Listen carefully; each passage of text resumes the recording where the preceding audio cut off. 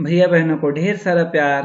Maths magic में आप सभी का बहुत बहुत स्वागत है। मुझे क्षमा कीजिएगा, किसी आवश्यक कार्य के कारण मैं कई दिनों तक आप लोगों के लिए वीडियो नहीं लेकर के आ पाया। इससे पहले के वीडियो में हम भिन्न के बारे में बात कर रहे थे। इस वीडियो में भी हम उसी बात को कंटिन्यू करेंगे।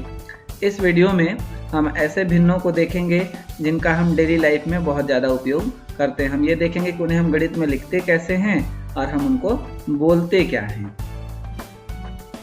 अगर अभी तक आपने मेरे चैनल को सब्सक्राइब नहीं किया है तो मेरे चैनल को सब्सक्राइब करें और बेल आइकन को ऑल पर सेट करें ताकि मेरे सभी वीडियोज आप तक पहुंच सके। यदि हम किसी एक वस्तु के दो बराबर टुकड़े करें तो एक टुकड़े को हम लिखेंगे 1/2। इसे बोलते हैं आधा, इंग्लिश में बोलते हैं हाफ। यदि उस वस्तु के दोनों टुकड़ों का हम उपयोग कर रहे हैं तो उसे हम लिखेंगे 2/2। क्योंकि एक वस्तु के दो बराबर टुकड़े किए हैं इसलिए हर में लिखेंगे 2 और दोनों टुकड़ों का उपयोग कर रहे हैं इसलिए अंश में लिखेंगे 2, यानी कि इसे हम लिख सकते हैं 2/2। लेकिन हम देख रहे हैं कि इस स्थिति में हम पूरी एक वस्तु का ही उपयोग कर रहे हैं, इसलिए हम इसे 2/2 ना लिख करके लिखेंगे 1। यदि हम एक वस्तु के 3 बराबर टुकड़े करें तो उसमें से एक टुकड़े को हम लिखेंगे 1/3। इसे बोलते हैं 1/3 या इंग्लिश में बोलते हैं 1/3।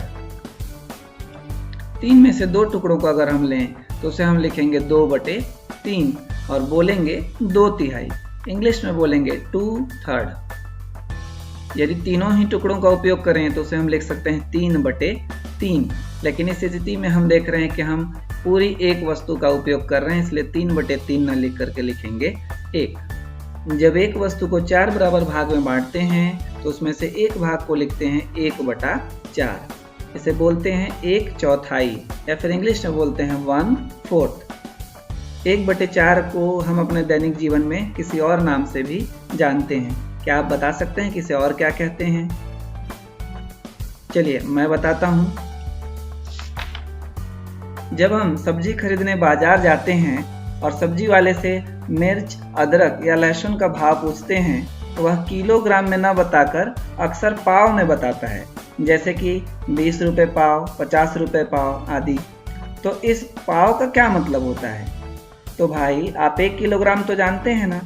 जब 1 किलोग्राम वस्तु को 4 बराबर भाग में बांटेंगे तो एक भाग के वजन को बोलेंगे 1 पाव।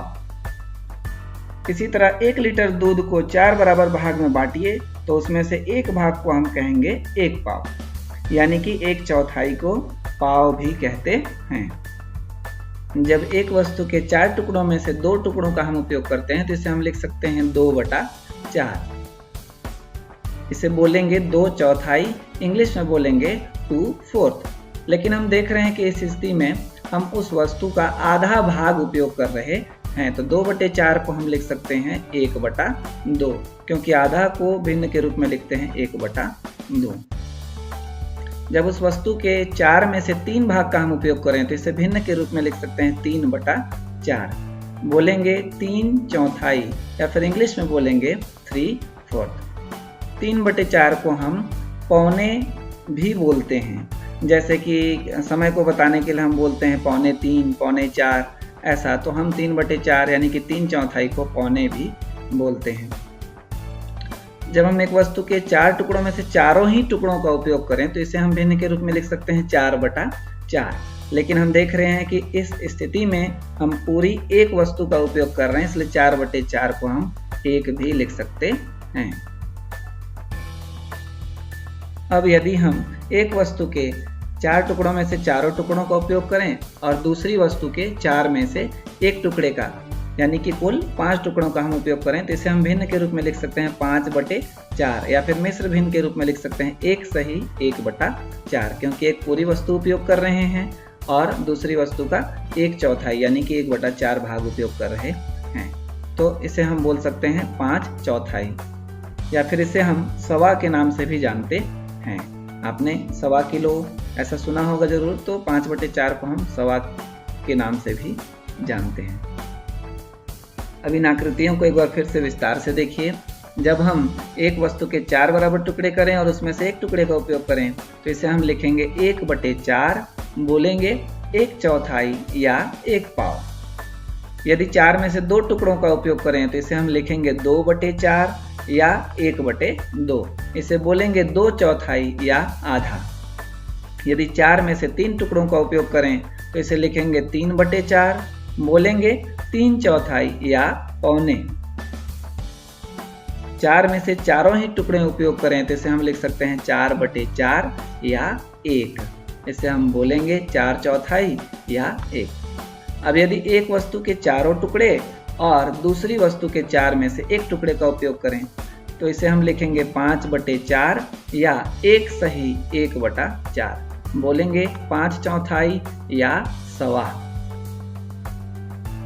यहाँ पे ध्यान देने वाली एक और बात है, जब हम किसी एक वस्तु के सभी टुकड़ों का उपयोग करते हैं या फिर हम कहें कि ऐसा भिन्न जिसका हर और अंश समान हो, उसका मान होता है 1। ऐसा आप यहाँ चित्र से देख सकते हैं।